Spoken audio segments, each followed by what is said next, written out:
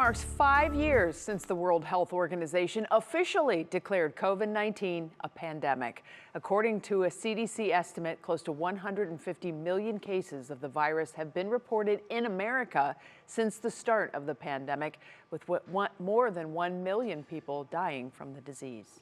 When people started complaining of a variety of strange symptoms months after they had battled the COVID infection, few people gave it credence, but when those numbers turned into the thousands and people were becoming debilitated, doctors took notice and they named it long COVID. Yeah, while it doesn't happen as much with the newer strains of the virus, there are still people that are dealing with the after effects 5 years later. Senior health correspondent Monica Robbins reports.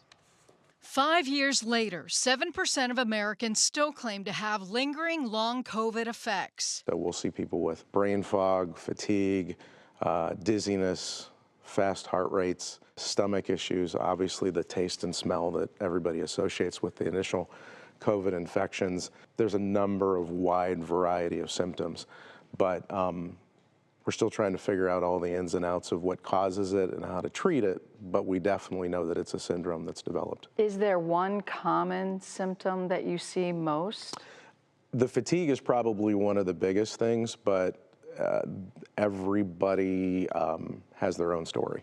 You know, I think most of the folks have exertional intolerance, fatigue, brain fog, but it varies. Everybody's different. In the last 5 years, we brought you several stories of people who battled many of those symptoms, but also the story of a young girl who lost and then regained her ability to walk, an athlete who, like many young women, developed POTS, or postural orthostatic tachycardia syndrome, that impacts blood pressure and heart rate, some who suffered mental health difficulties from the virus, and others who are still battling traditional symptoms today and still seeking treatment. So they're certainly becoming disabled from it.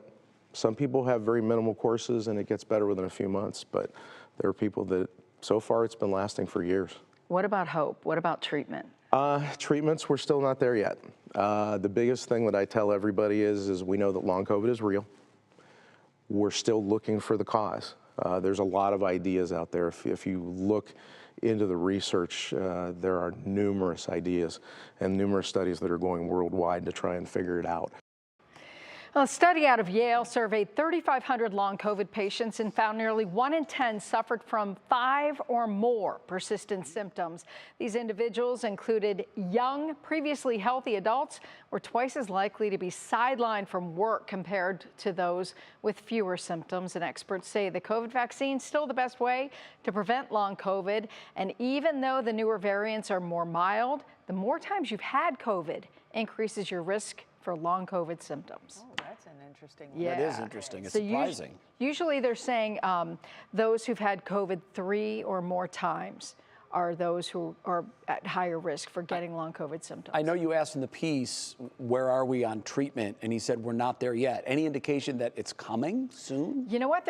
I think part of the problem is because people have so many different symptoms. Oh. You can't just nail down one thing. Right. So you got to figure out, like, not everybody's the same. And that's been the problem with COVID from the very beginning.